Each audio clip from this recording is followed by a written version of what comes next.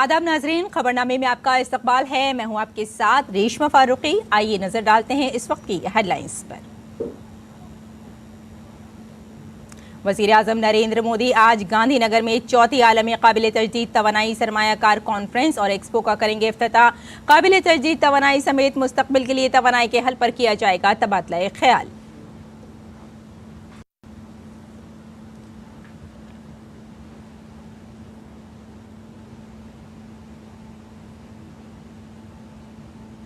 वज़ीर आज़म नरेंद्र मोदी आज गुजरात को तवानाई, सड़कों और मकानात समेत 8,000 करोड़ रुपए के तोहफा। मुल्क को आज मिलेगी पहली वंदे मेट्रो ट्रेन।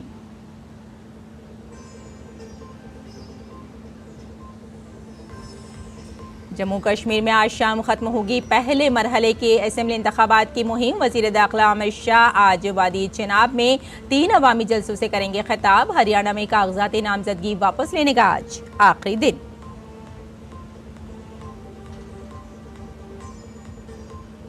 मगरबी बंगाल पर गहरे दबाव की वजह से महकमा मौसमियात की बिहार, झारखंड, उड़ीसा और छत्तीसगढ़ में मूसलाधार बारिश की पेशगोई। उत्तर प्रदेश में बारिश की वजह से कई नदियों की सतह-ए-आब में इजाफा।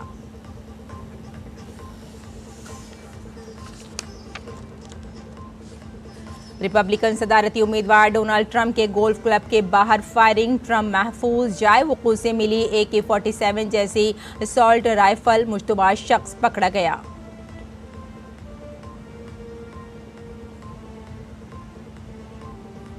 पश्चिमी यूरोप में तूफान बोरिस के बाइस आने वाले सैलाब से अब तक 8 अफराद हलाक। चेक जमहूरिया में 10,000 से ज्यादा अफराद को महफूज मकामात पर किया गया मुंतकिल। तूफान ने ऑस्ट्रिया, रोमानिया और पोलैंड में भी तबाही मचाई।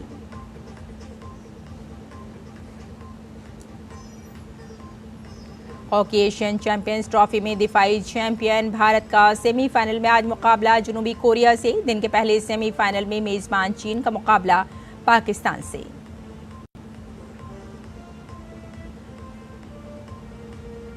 मुल्क भर में आज मनाया जा रहा है जश्न ईद मुलादुन नबी सल्लल्लाहु अलैहि वसल्लम। सदर मुमलिकत ने अहले वतन के लिए नेक तमन्नाओं का किया इजहार। और अब खबरों पर डालते हैं तफसील से नजर। वज़ीर आज़म नरेंद्र मोदी अपने 3 रियासतों के दौरे के हिस्से के तौर पर आज गुजरात का दौरा करेंगे। वो गांधीनगर के महात्मा मंदिर में री इन्वेस्ट 2024 का इफ्तिताह करेंगे। वज़ीर आज़म अहमदाबाद में 8,000 करोड़ रुपए से ज्यादा के मुख्तलिफ तरक्याती मंसूबों का इफ्तिताह करेंगे और संग बुनियाद भी रखेंगे। पेश है ये रिपोर्ट। वज़ीर आज़म नरेंद्र मोदी गुजरात में आज कई तरक्याती प्रोजेक्टों की सौगात देंगे। दौरे की शुरुआत वो गांधीनगर से करेंगे, जहां वो सबसे पहले PM सूर्या घर मुफ्त बिजली मंसूबे के मुस्तफीदीन से बातचीत करेंगे। PM सूर्या घर मंसूबे के तहत 300 यूनिट तक फ्री बिजली दी जाती है। साथ ही सरकार सोलर रूफटॉप लगवाने के लिए 78,000 रुपए तक सब्सिडी भी दे रही है। सोलर एनर्जी है वो ग्रीन एनर्जी है, तो पर्यावरण के बचाव के लिए है और साथ साथ इसे इकोनॉमिकल बेनिफिट भी मिलता है, फाइनेंशियल हमको फ़ायदा होता है। तो अभी आप देखो तो हमने जो सोलर प्लांट लगाया है उसके मैंने 4 किलोवाट का लगाया, तो उसके बाद मेरा अभी बिल बिल्कुल जीरो हो गया है इलेक्ट्रिसिटी का बिल। हर रोज़ में जो भी प्रोडक्शन होता है 20 kW का प्रोडक्शन होता है और सामने फिर हमारा 2000 का बेनिफिट रहता है और अच्छा रहता है, बहुत अच्छा रहता है और उसका श्रेय हम प्रधानमंत्री श्री नरेंद्र मोदी को ही देते हैं। सोलर पे रूफटॉप पे जो पैनल लगी है तो क्या है कि सुबह के दिन में भी हम टेरेस का यूज़ कर सकते हैं कि वो आ गया तो थोड़ा छाया शेड वैसे भी रह सकते हैं। और कैसे कोल प्रोडक्शन है तो उसमें जो पोल्यूशन है वो भी बच सकता है और खुद की एनर्जी है तो कुछ भी करो। गांधीनगर के महात्मा मंदिर में वज़ीर आज़म चौथे आलमी काबिल तजदीद तवानाई सरमायाकार कॉन्फ्रेंस और एक्सपो री इन्वेस्ट 2024 का इफ्तिताह करेंगे। ये प्रोग्राम काबिल तजदीद तवानाई की तैयारी और इस्तेमाल में भारत के मुतासिर कुन तरक्की पर रोशनी डालेगा। इस कॉन्फ्रेंस में दुनिया भर के नुमाइंदे हिस्सा लेंगे। प्रोग्राम में जर्मनी, ऑस्ट्रेलिया, डेनमार्क और नॉर्वे हिस्सेदार ममालिक के तौर पर शामिल हो रहे हैं। गुजरात की मेजबानी में हो रही कॉन्फ्रेंस में आंध्र प्रदेश, कर्नाटक, मध्य प्रदेश, महाराष्ट्र, राजस्थान, तेलंगाना और उत्तर प्रदेश हिस्सेदार रियासतों के तौर पर शामिल हो रहे हैं। गांधीनगर के बाद वजीर आजम अहमदाबाद में 8,000 करोड़ रुपए से ज्यादा के मुख्तलिफ तरक्याती मंसूबों का इफ्तिताह करेंगे और संगे बुनियाद रखेंगे। वजीर आजम समाखियाली गांधी धाम और गांधी धाम आदिपुर रेलवे लाइनों को चौगुना करने, एएमसी अहमदाबाद में सड़कों की तरक्की और बकरोल, हाथीजन, रामोल और पंजरपोल जंक्शन पर पुलों की तामीर समेत कई अहम मंसूबों का संगे बुनियाद रखेंगे। वजीर आजम 30 मेगावाट के शमसी निजाम का इफ्तिताह करेंगे। वो Kutch lignite thermal power station में BESL सोलर PV प्रोजेक्ट और मोरबी में राजकोट में 220 kV सब स्टेशन का भी इफ्तिताह करेंगे।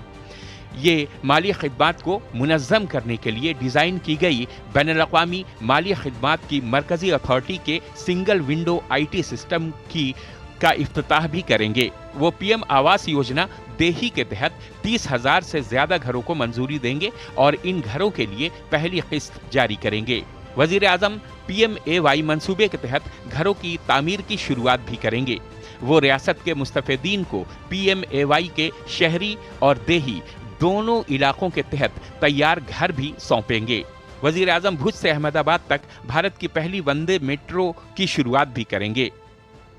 का जो लोकार्पण माननीय 16 तारीख को किया जा रहा है, इसमें 20.8 किलोमीटर सेक्शन शुरू होगा और 8 स्टेशन स्टार्ट होंगे, जिसमें कि हम सेक्टर 1 से लेकर GNLU और GNLU से गिफ्ट सिटी के बीच में लोकार्पण किया जाएगा। इससे रोड पे वेहिकुलर मूवमेंट कम होगा, जिसपे रोड एक्सीडेंट्स की बाद में कमी आएगी। इसके अलावा पोल्यूशन का जो एनवायरमेंटल बेनिफिट्स हैं, they are enormous benefit we are getting from that. इसके अलावा ये most economical way of transportation है और प्लस ये the most comfortable air conditioned train के साथ अहमदाबाद के जो वासी हैं वो गांधीनगर तक यात्रा करेंगे। देश की पहली वंदे मेट्रो के अलावा वजीर आजम नरेंद्र मोदी नागपुर से सिकंदराबाद, कोल्हापुर से पुणे, आगरा कैंट से बनारस, दुर्ग से विशाखापट्टनम, पुणे से हुबली समेत कई वंदे भारत ट्रेनों को हरी झंडी दिखाएंगे। वो वाराणसी से दिल्ली तक पहली 20 कोच वाली वंदे भारत ट्रेन को भी हरी झंडी दिखाएंगे। DD न्यूज उर्दू खबरें। शमसी तवानाई के मैदान में गुजरात हमेशा सरे फहरिस्त रहा है और अब लोगों को PM सूर्या घर मुफ्त बिजली स्कीम के फवायद मिलने शुरू हो गए हैं। गुजरात में अपने क़याम के दौरान PM मोदी इस स्कीम से फ़ायदा उठाने वालों से भी मुलाकात करेंगे। देखें गांधीनगर से हमारे नामानिगार विशाल बैरिस्टो की खुसूसी रिपोर्ट। मैं इस वक्त गांधीनगर के वाउल क्षेत्र में हूं और ये है शालीन टू सोसाइटी और मेरे साथ कुछ लोग हैं और जैसे कि आप मेरे ठीक पीछे देख सकते हैं, ये बोर्ड लगा है, ये होर्डिंग है जो प्रधानमंत्री का स्वागत कर रहा है। यहाँ पर जो लोग हैं वो काफी एक्साइटेड है प्रधानमंत्री से मिलने के लिए और खास बात ये है इस लोकेलिटी की, यहाँ पर 20 से ज्यादा घरों पर सोलर पैनल लगे हैं और ये सब क्लीन और ग्रीन एनर्जी यूज कर रहे हैं। आइए हम कुछ लोगों से बात करते हैं और जानते हैं कि उनका क्या कहना। सबसे पहले किस तरह से आपको ये मिला कि भाई हमको सोलर एनर्जी लगानी चाहिए, कहाँ से मोटिवेशन मिला? एक्चुअली सोलर एनर्जी है वो ग्रीन एनर्जी है, तो पर्यावरण के बचाव के लिए है और साथ साथ इसे इकोनॉमिकल बेनिफिट भी मिलता है, फाइनेंशियल हमको फ़ायदा होता है। तो अभी आप देखो तो हमने जो सोलर प्लांट लगाया है उसके मैंने 4 किलोवाट का लगाया है, तो उसके बाद मेरा अभी बिल बिल्कुल जीरो हो गया है इलेक्ट्रिसिटी का बिल और ऊपर से हर साल 5-7 हज़ार रुपये गवर्नमेंट की ओर से मिलते भी है जो सेविंग होता है, ग्रिड में जाता है हमारा पावर। प्रधानमंत्री को कितना श्रेय देंगे आपको मोटिवेट किया?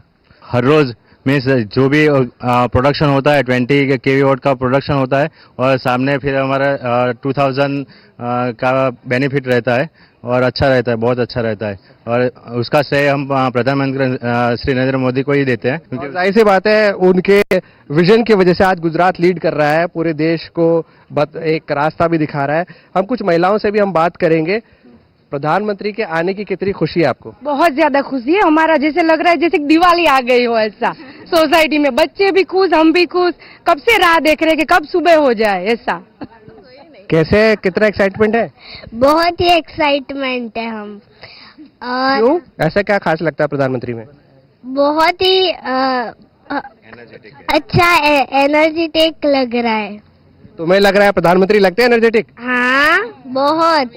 प्रधानमंत्री हमारे काफी एनर्जेटिक है, ये कहना है इन बच्चों का। और अब हम कुछ युवाओं से बात करते हैं किस तरह से ये जो PM का विजन है वो एक आम आदमी को फायदा पहुंचा रहा है। जी काफ़ी पीएम का जो विजन है वो आम आदमी को काफ़ी फायदा पहुंचाता है। जैसे कि ये जो पैनल प्लेट्स है वो काफ़ी महंगी आती है, लेकिन गवर्नमेंट की जो सब्सिडीज जो ग्रांट मिल रही है उससे क्या है कि कोई कॉमन मैन भी है वो अफोर्ड कर सकता है। जैसे कि वो 1,28,000 के वैसा कुछ टोटल प्लेट्स मिलती है 3.2 किलोवाट्स की, लेकिन उसमें 78,000 तो सरकार की तरफ से सब्सिडी मिल रही है, तो काफ़ी बेनिफिशियल रहता है। और कैसा कि अगर प्लेट्स लगा दी तुमने, उसके बाद जो भी बिल आता है तो 5,000 का तक का बिल तो नील ही हो जाता है। सोलर पे रूफटॉप पे जो पैनल लगी है तो क्या है कि सुबह के दिन में भी हम टेरेस का यूज कर सकते हैं कि वो आगे छाया शेड वैसे भी रह सकते हैं। और कैसा कोल प्रोडक्शन है तो उसमें जो पोल्यूशन है वो भी बच सकता है, और खुद की एनर्जी है तो कुछ भी करो। तो जैसे कि आपने सुना, आम के आम और गुठलियों के दाम। कैमरामैन पीयूष के साथ मैं विशाल बेरिस्टो, डीडी न्यूज, गांधीनगर। वज़ीर-ए-आज़म नरेंद्र मोदी अपने दौरे गुजरात के दौरान अहमदाबाद मेट्रो रेल प्रोजेक्ट के फेज 2 का इफ्तिताह करेंगे और सेक्टर 1 मेट्रो स्टेशन से गिफ्ट सिटी मेट्रो स्टेशन तक मेट्रो की सवारी करेंगे। हमारी नामानिगार मेघना देव ने इस बारे में गुजरात मेट्रो के डायरेक्टर संजीव मेहता से बात की। प्रधानमंत्री नरेंद्र मोदी 16 सितंबर को गुजरात के गांधीनगर में मेट्रो रेल सुविधा का लोकार्पण करने वाले हैं और इसके बारे में अधिक जानकारी हमें देंगे संजीव मेहता, जो निदेशक हैं गुजरात मेट्रो रेल कॉरपोरेशन के। संजीव जी, कौन कौन से रूट्स पर ये चलेगी, कौन कौन से स्टेशंस हैं जो प्रधानमंत्री नरेंद्र मोदी इनॉग्रेट करने वाले हैं? आदरणीय प्रधानमंत्री नरेंद्र मोदी जी फेज 2 की जो हमने मेट्रो रेल सर्विस बनाई है उसका उद्घाटन करेंगे। उसके पहले चरण में हम मोटेरा से एक ट्रेन चलाएंगे जो सबसे पहले JNLU स्टेशन पे उतरेगी। उसके बाद JNLU से करीब 5 स्टेशन और टोटल 6 स्टेशन पे लास्ट स्टॉपेज रहेगा सेक्टर 1 का। अहमदाबाद गांधीनगर की कनेक्टिविटी कितनी महत्वपूर्ण नजरिए से देखी जा रही है? गांधीनगर कैपिटल है गुजरात का, तो काफी लोग जितने भी ऑफिसेज वगैरह हैं, सेक्रेटरीट वगैरह वो गांधीनगर में रहते हैं। इनके लिए एक बहुत ही अच्छा साधन रहेगा जो अहमदाबाद से गांधीनगर को कनेक्ट करने की। कोचेस कहाँ बन रही हैं, कहाँ से कोचेस आ रही हैं? अभी जिस कोचेस में हम चल रहे हैं वो फेज 1 की है, जो कि हुंडई रोटम साउथ पूरी फेज 1 जो हमने शुरुआत जिसकी की थी 2019 में। और फेज 2 के लिए जो हमने कोचेस हैं वो जैसे आदरणीय प्रधानमंत्री का जो एक विजन है मेक इन इंडिया, तो उसमें जो कोचेस आ रहे हैं वो टीटागढ़ वैगन जो अपनी भारतीय कंपनी है उसके द्वारा सप्लाई किए जाएंगे। गुजरात में अहमदाबाद गांधीनगर को कनेक्ट करने वाली मेट्रो रेल सेवाएं कितनी महत्वपूर्ण हैं यहाँ पर स्थानिकों के लिए? कैमरा पर्सन लक्ष्मण राजपूत के साथ मेघना देव, डीडी न्यूज, गांधीनगर। आगे बढ़ते हैं। जम्मू कश्मीर असेंबली इंतखाबात के पहले मरहले के लिए इंतखाबी मुहिम आज शाम खत्म हो जाएगी। पहले मरहले में 24 सीटों के लिए 18 सितंबर को वोटिंग होनी है। ऐसे में इलेक्शन लड़ने वाले उम्मीदवार अपने हक में माहौल बनाने के लिए पूरा जोर लगा दिया है। इसके साथ इलेक्शन कमीशन की टीमें वोटिंग को खुश उसलूबी से कराने के लिए तैयारियों को हतमी शक्ल देने में मसरूफ हैं। पहले मरहले की 24 सीटों में कश्मीर डिवीजन की 16 असेंबली सीटें और जम्मू डिवीजन की 8 असेंबली सीटें शामिल हैं। कश्मीर डिवीजन की 18 नशिस्तों पर जहां इंतखाबात होने हैं उनमें पामपुर, तराल, पुलवामा, राजपुरा, जैनपुरा, शोपियां, डीएचपुरा, कुलगाम, देवसर, डोरूक और कुकरनाग, अनंतनाग, मगरबी अनंतनाग, श्री गुफवाड़ा और बजीहाड़ा और शंगस, अनंतनाग, मशरक़ी पहलगाम सीटें शामिल हैं। जम्मू डिवीजन की जिन 8 सीटों पर इंतखाबात होने हैं उनमें अंदरवाल और किश्तवाड़, पाडर, नागसेनी और भदरवाड़, डोडा वेस्ट, रामबन, बनिहाल सीटें शामिल हैं। 3 मरहलों में होने वाले इंतखाबात के लिए वोटों की गिनती 8 अक्टूबर को होगी।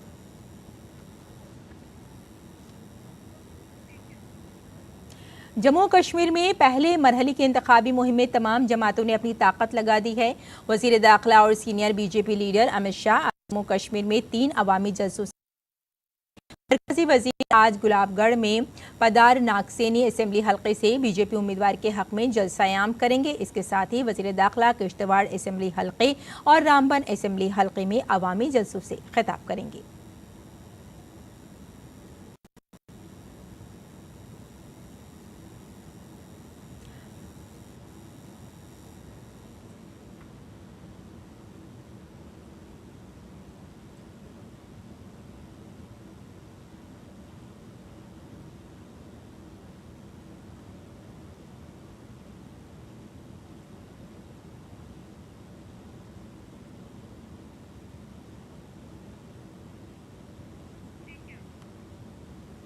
और हरियाणा असेंबली इंतखाबात के लिए कागजात नामजदगी वापस लेने का आज आखिरी दिन है। इसके बाद तस्वीर वाज़ेह हो जाएगी कि किस असेंबली हल्के में कितने उम्मीदवार हैं। इंतखाबात में हिस्सा लेने वाले कुल 1221 उम्मीदवारों की कागजात दुरुस्त पाए गए हैं। कई उम्मीदवार आज दोपहर तक अपने कागजात नामजदगी वापस ले सकते हैं। हरियाणा की 90 असेंबली सीटों के लिए 5 अक्टूबर को एक ही मरहले में वोटिंग होनी है और वोटों की गिनती 8 अक्टूबर को होगी।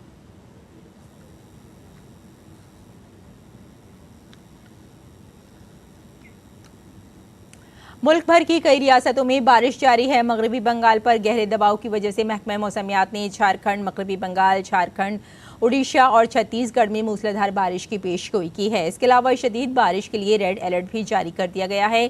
छत्तीसगढ़ और बिहार में शदीद बारिश का ऑरेंज अलर्ट जारी किया गया है। अगले 7 दिनों में गुजरात, मध्य प्रदेश, महाराष्ट्र, कोंकण और गोवा में कुछ मकामात पर मूसलाधार बारिश का इम्कान है। मगरबी मध्य प्रदेश के कुछ इलाकों में 17 और 18 सितंबर को भारी बारिश का इम्कान है। नागालैंड, मणिपुर, मिजोरम, त्रिपुरा, आसाम और मेघालय में 18 और 19 सितंबर को भारी बारिश की वार्निंग जारी की गई है।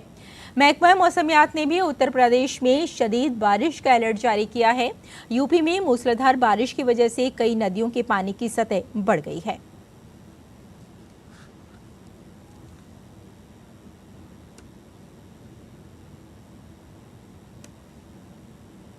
आज ईद मिलादुन्नबी है। आज का दिन इस्लाम के आखिरी पैगंबर हज़रत मोहम्मद की यौम पैदाइश की याद में मनाया जाता है। वैसे उलमाए दीन के माबैन इस मामले में सख्त इख्तलाफ है कि आप सल्लल्लाहु अलैहि वसल्लम की पैदाइश आज के दिन हुई थी, लेकिन इस पर इजमाए उम्मत है कि आप सल्लल्लाहु अलैहि वसल्लम की वफ़ात आज के दिन हुई थी। बहरकैफ आखिरी नबी हुजूर अक़दस सल्लल्लाहु अलैहि वसल्लम की तालीमात आज भी रूहानी तौर पर मजरू इस दुनिया के दर्द का दरमा है। आप सल्लल्लाहु अलैहि वसल्लम ने पूरी दुनिया को एक कुनबा बताते हुए एक दूसरे के दुख दर्द में शामिल होने की तालीम दी। हुजूर अक़दस सल्लल्लाहु अलैहि वसल्लम ने एक अल्लाह की परस्तिश पर जोर देते हुए उसके कुनबे यानी पूरी दुनिया के साथ भलाई करने का दर्स दिया। हुजूर अक़दस सल्लल्लाहु अलैहि वसल्लम ने खुसूसी तौर पर ख़वातीन, बेवाओं, यतीमों और समाज के कमज़ोर तबकों के साथ नरमी बरतने की तालीम दी है। आज उनके यौम पैदाइश पर मुल्क भर में उनकी सीरत के प्रोग्राम और जलसे मुनक्किद किए जाते हैं। आज मुल्क भर में जश्न ईद मिलादुन्नबी इंतहाई जोशो खरोश के साथ मनाया जा रहा है। ईद मिलादुन्नबी का त्यौहार हज़रत मोहम्मद सल्लल्लाहु अलैहि वसल्लम के यौम पैदाइश की याद में मनाया जाता है। सदर जमहूरिया द्रौपदी मुर्मू ने इस मौके पर हमवतनों को मुबारकबाद दी। सदर मुमलिकत ने अपने पैगाम में कहा कि पैगम्बर इस्लाम ने हमें मोहब्बत और भाईचारे के जज्बे को मजबूत करने की तरकीब दी। पैगम्बर इस्लाम ने मुआशरे में मसावात और हम आहंगी की अहमियत पर जोर दिया। सदर मुमलिकत ने कुरान पाक की मुक़द्दस तालीमात को अपनाने पर और पूरे मुआशरे में अमन की तामीर का अहद करने पर जोर दिया।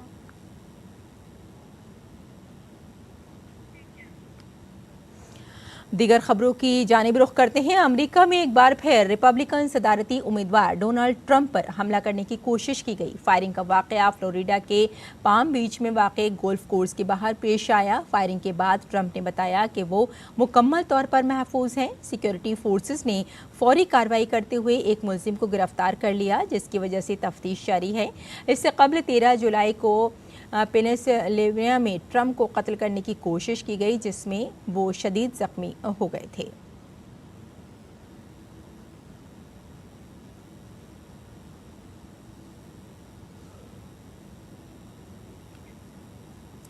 और आइए शायद कुछ उर्दू अखबारात पर।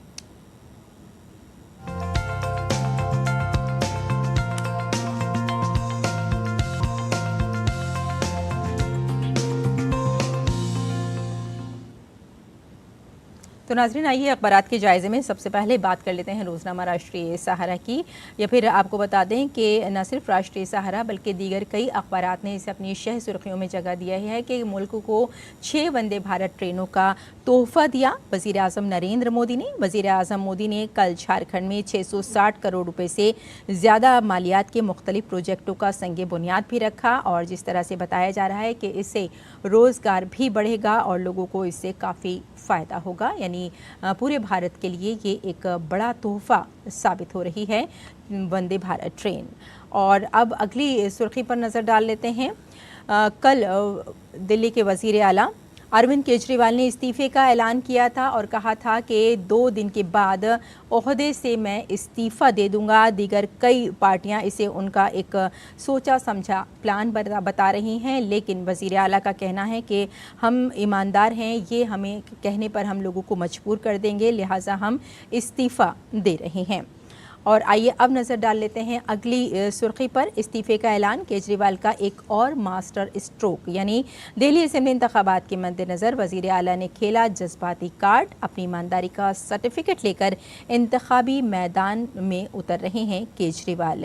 यानी ये आपको बता दें कि बीजेपी का ये सीधा साधा हमला है केजरीवाल पर। उन्होंने कहा है कि केजरीवाल का ये एक मास्टर स्ट्रोक है और केजरीवाल की सोची समझी साजिश है कि आवाम के बीच किस तरह से जज्बाती हुआ जाता है, क्योंकि चुनाव का मौसम है और ऐसे मौसम में अगर जज्बाती कार्ड खेला जाए तो कहीं ना कहीं फ़ायदा हो सकता है। लिहाजा केजरीवाल ने ये ऐलान किया है।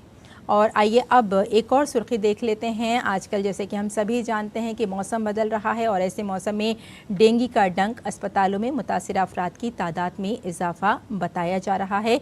लिहाजा साथ साथ ये भी बताया गया है कि इससे एहतियात बरतनी चाहिए और लोगों को ऐसे मौसम में अगर कहीं आसपास पानी है तो उस पानी को जमा नहीं करना चाहिए। कूलर या फिर बाल्टी या किसी भी चीज़ में पानी अगर जमा है तो साफ़ करना चाहिए। ख़ासतौर से अगर हरियाली आपके आसपास है तो वहाँ भी पानी ना हो तो ज़्यादा बेहतर है, क्योंकि पानी में ही ये मच्छर पनपते हैं और जब मच्छर पनपते हैं तो जाहिर सी बात है डेंगू का ख़तरा बढ़ जाता है। लिहाजा हो सके तो पूरे कपड़े पहने, यानी हाथों और पैरों को भी ढकें तो ज़्यादा बेहतर होगा।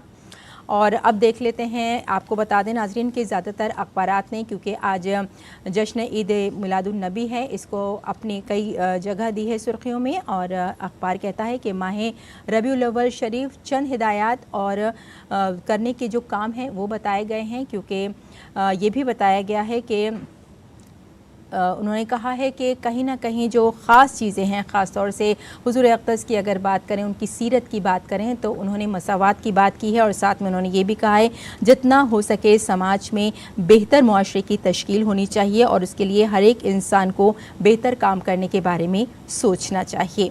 और अब नज़र डाल लेते हैं अगली सुर्खी पर। खेल की नाज़रीन ये सुर्खी है, डायमंड लीग के फाइनल में नीरज चोपड़ा दूसरे नंबर पर नज़र आ रहे हैं। नीरज ने इस सीज़न में आपको बता दें कि डायमंड लीग मैचों में 14 पॉइंट्स अब तक हासिल किए हैं। और चलते चलते आइए एक और सुर्खी पर नज़र डाल लेते हैं। हौसी बागियों का वस्ती इसराइल में बैलिस्टिक मिसाइल से हमला किया गया है और एरो 3 मिसाइल डिफेंस सिस्टम रोकने में नाकाम है। और नसरुद्दीन आमिर ने कहा कि ये अभी आगाज़ ही है और हमले की भारी कीमत चुकानी पड़ेगी। तो वाकई ये एक ख़ास खबर है। हौसी बागियों का वस्ती इसराइल में बैलिस्टिक मिसाइल से हमला किया गया है, लोगों को काफ़ी परेशानी का सामना भी करना पड़ रहा है। तो नाज़रीन ये था अखबारात का मुख्तसर जायज़ा। और आइए अब लौटते हैं बुलेटिन की जानिब, कुछ खबरों पर नजर देते हैं। एशियन चैंपियंस ट्रॉफी हॉकी मुकाबले के सेमीफाइनल में आज दिफाई चैंपियन हिंदुस्तान का मुकाबला जनूबी कोरिया से होगा। हिंदुस्तान ने लीग मरहले में अपने तमाम 5 मैच जीतने हैं और लीग मरहले में हिंदुस्तान ने जनूबी कोरिया के खिलाफ मैच 3-1 से जीता था। आज दिन के पहले सेमीफाइनल में मेज़बान चीन का मुकाबला पाकिस्तान से होगा।